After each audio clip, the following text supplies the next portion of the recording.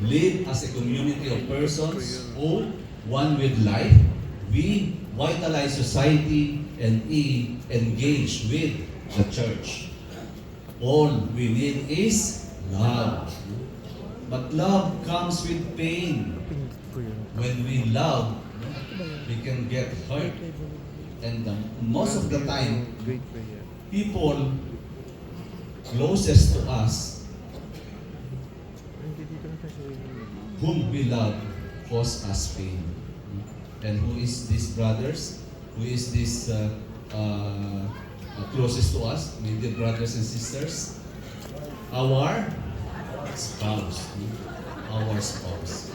So brothers, look at your spouse and say, I am sorry dear with all humility. I am sorry dear with all Brothers,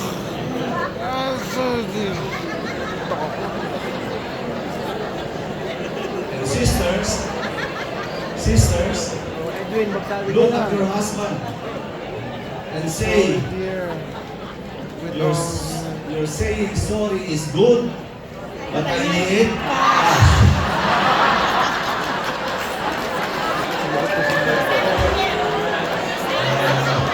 Joke on me. Please tell your husband, I am sorry dear. The pain or suffering is real. Because of the great fall, it coexists with man. The theme of suffering is a universal theme that accompanies man every point on earth. It coexists with him in the world. According to Father Dave Concepcion, every scar has its story. Lahat ng scar, may istorya. And according to Father Joel Hason, in one of his teaching, he said, every lesion has lessons. Lahat ng mga sugat, meron tayong matututunan. May aral. Every lesion has lessons. St. John Paul II wrote an apostolic letter, Salvifici Doloris, meaning redemptive suffering. And this is to communicate the salvific meaning of suffering and how we are called to the suffering of others. Salvifici Doloris means pain can save. Please repeat, pain can save. Yes. Brothers and sisters, suffering is brought about by evil and never planned by God from the beginning. It will always be because of the great fall. And it is because of our sin and disobedience, our pride, our stubbornness and hardness of heart. It does not desire, my dear brothers and sisters, it does not desire suffering for His creation, but rather He seeks healing, redemption, and restoration for His beloved. While suffering seems to punish us as we go against God's will, it can also teach or correct us. Sabi nga, every lesion has lessons. Every failure is an opportunity to grow. As one philosopher said, a gem cannot be polished without friction, nor a man perfected without trials. As gold is tested by fire, so as human character is tested in the crucible, in the furnace of humiliation. Sirach 2:5. And this makes the difference between men from boys. Brothers and sisters, Christ's suffering taught us that disposition matters. No? Disposition, outlook. As Francis Kong said, outlook determines outcome. If your outlook is negative, if your outlook is we cannot do this, we cannot do that, then definitely you cannot do anything. Full of complaining spirit. But if your outlook is positive, if your disposition is positive, then definitely something will happen. As Christ's disposition, He is innocent, and yet He suffered the greatest. His humility and obedience to come through a family and die for us is the antidote of pride and disobedience. Okay, brothers and sisters, we talk about the promise, His plan, and now we go to the third one, the last one, the power. The power is the gift of the Holy Spirit to the family to be a servant and a light of Christ to all the nations. No? The power of the Holy Spirit gives every family the gift of having the best disposition in times of troubles and turning this into grace and be a servant and a light of Christ to others. When Joshua declared, "As for me and my household, we will serve the Lord," he was unsure. No? He was unsure if others would follow him. But Joshua followed. No? Because of his humility and obedience, it happened.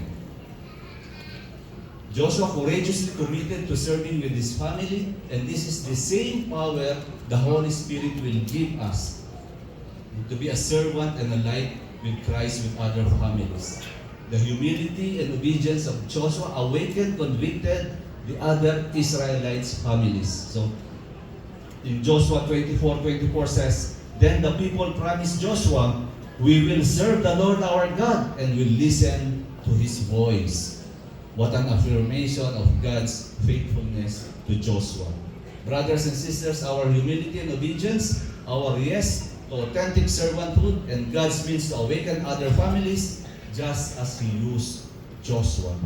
So let our actions be the cause of transformation of our families and the people around us, especially those we encountered every day.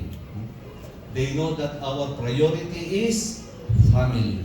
They can see and witness the joy in our hearts, the simplicity and contentment, because we are couples for Christ. Amen? And as CFC, we are meant to be families for families. Can you please repeat? Families for families. Pope Francis desires every family to be a source of love and hope for other families.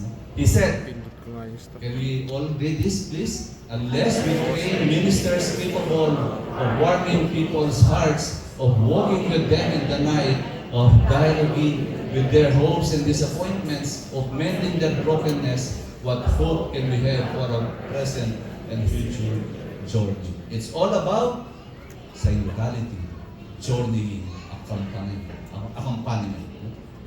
Okay.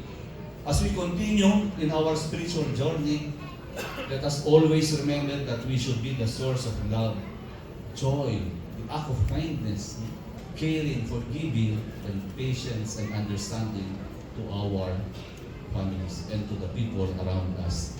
We are the example of humility and obedience to our families and to other families. And lastly, my dear brothers and sisters, let the learnings and conversations we had during this retreat continue to ruminate in our heart and bear much fruit in our respective areas and in our respective families. To conclude, brothers and sisters, in CFC, we are given the opportunity to authentic servanthood through humility and obedience in Christ. Amen? Amen. CFC is a blessing to all of us. Amen? Amen. God has great plans for CFC. And 2 years after its establishment, a covenant card, and the dedication to the task of building a strong family in Christ were already there.